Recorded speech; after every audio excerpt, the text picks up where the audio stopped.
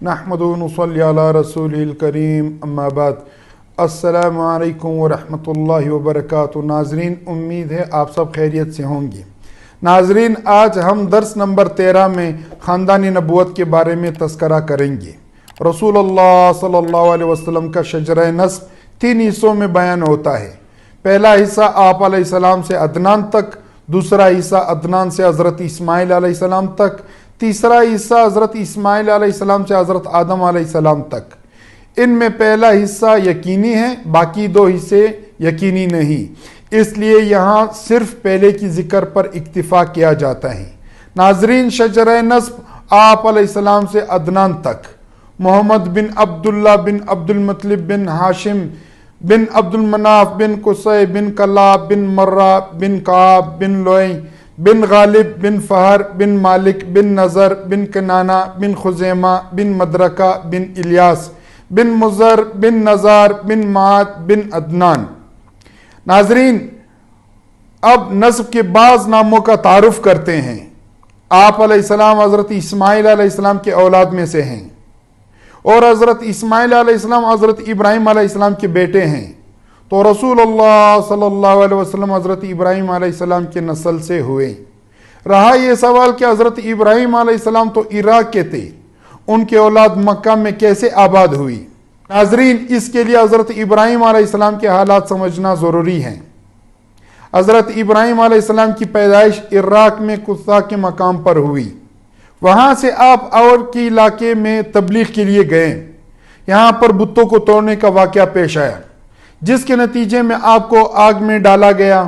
फिर जब अल्लाह ताला ने आपको निजात दी और आग से महफूज रखा, तो आप इराक ही के इलाके में बाबिल तशरीफ़ ले गए और वहाँ से शाम के इलाके हर्रात से होते हुए फ़लस्तीन पहुँचे और फिर वहाँ से मिस्र गए, जहाँ उनके साथ मशहूर वाक़या पेश आया कि मिस्र के बादशाह ने आपकी एहलिया हज़रत सारा रज़ी अल्लाह तआला अन्हा की तरफ कई बार गलत इरादे से हाथ बढ़ाना चाहा, लेकिन हर बार नाकाम हुआ।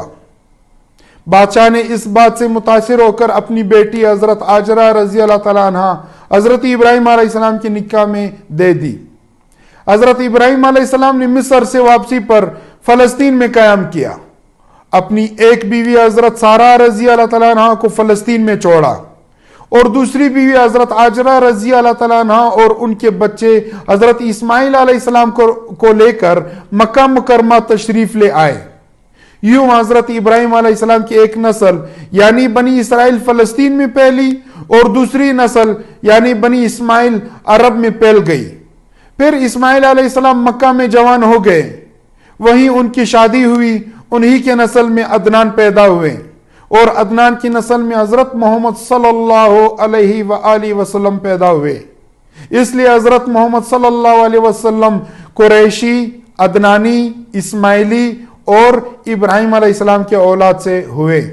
अदनान की नस्ल और रसूलुल्लाह सल्लल्लाहु अलैहि वसल्लम के अजदाद में एक नाम कुसै का है।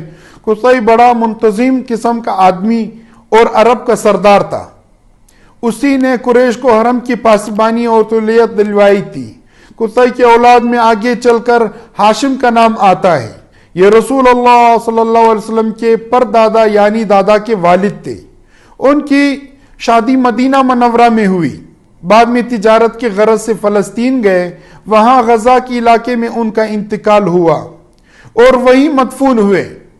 शौहर के इंतकाल के वक्त उनकी बीवी सलमा मदीना मनव्वरा में अपनी मैके की यहाँ थी। वहीं उनका एक बेटा हुआ जिसके सर के बाल सफेद थे और उसी वजह से उसका नाम शीबा यानी बूढ़ा रखा गया। बाद में ये अब्दुल मुत्तलिब के नाम से मशहूर हुआ। यह रसूलुल्लाह सल्लल्लाहु अलैहि वसल्लम के हकीकी दादा हैं।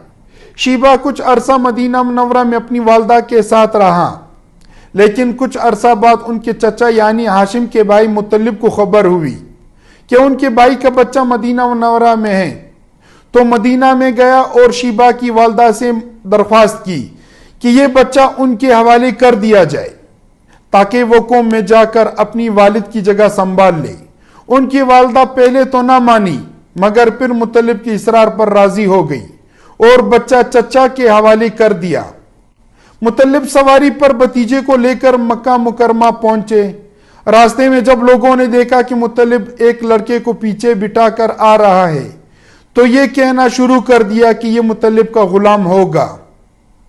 اسی وجہ سے شیبہ عبد المطلب کے نام سے مشہور ہوئے. عبد المطلب کے کئی بیٹے تھے جن میں ایک عبداللہ تھے جو آپ علیہ السلام کے والد ہیں. عبد المطلب جب زمزم کے کنویں کی کھدائی کر رہے تھے تو قریش کے کچھ لوگوں نے ان کی مخالفت کی. وہ چونکہ اکیلے تھے اس لیے یہ نظر مانی کہ اگر اللہ نے مجھے 10 بیٹے دیے تو ایک کو اللہ کے راستے میں قربان کر دوں گا. اللہ تعالیٰ نے ان کو 10 بیٹے دے دیے تو ان کو اپنی نظر یاد آئی. قرآن دازی ہوئی تو آپ علیہ السلام کے والد عبداللہ کا نام نکل آیا. عبداللہ کی بہنیں اس نظر کی راہ میں آڑے آئی مگر والد نظر پورا کرنے پر بضد تھے.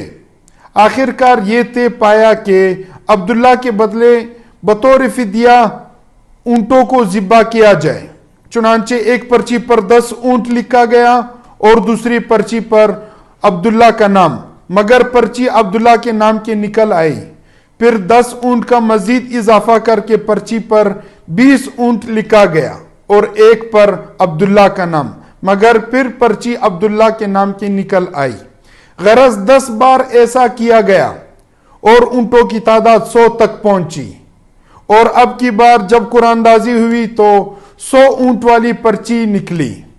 اس طرح ایک انسان کی دیت 100 اونٹ مقرر ہوئی جو آج بھی شریعت میں قتل کی دیت ہے. یوں رسول اللہ صلی اللہ علیہ وسلم کے والد ذبح ہونے سے بچ گئے. اسی لیے آپ علیہ السلام ایک لقب ابن ذبیحین یعنی 2 ذبیحوں کا بیٹا ہے، کیونکہ اسماعیل علیہ السلام کو بھی ذبح کے لیے لے گیا تھا اور حضرت عبداللہ کو بھی ذبح کے لیے منتخب کیا گیا. ناظرین، عبد المطلب نے اپنے بیٹے عبداللہ کی شادی بنو زہرہ کے قبیلے کی ایک لڑکی سے کر دی جس کا نام آمنہ تھا. حضرت عبداللہ سے پہلے حضرت آمنہ کے کئی رشتے آئے تھے مگر ان کے والد نے رد کر دیے تھے. شادی کے کچھ عرصے بعد عبداللہ نے شام کا سفر کیا اور مدینہ منورہ پہنچ کر وہیں ان کا انتقال ہو گیا. آج کل ان کی قبر مسجد نبوی کی توسیع کے بعد مسجد نبوی کے اندر شامل ہو گئی. عبداللہ کے انتقال کے کچھ عرصے بعد حضرت آمنہ رضی اللہ تعالیٰ عنہ کے بطن سے آپ صلی اللہ علیہ وسلم پیدا ہوئے. آپ صلی اللہ علیہ وسلم کی پیدائش سے پہلے حضرت آمنہ رضی اللہ تعالیٰ عنہ نے خواب دیکھا کہ میرے پیٹ سے ایک نور نکلا. آپ صلی اللہ علیہ وسلم کی پیدائش اس خواب کی تعبیر بنی. تو ناظرین، آج کا ہمارا درس اختتام کو پہنچ چکا ہے. بہت ساری دعاؤں کے ساتھ اپنا بہت سارا خیال رکھیے گا. انشاءاللہ اگلی درس میں ملاقات ہوگی. والسلام.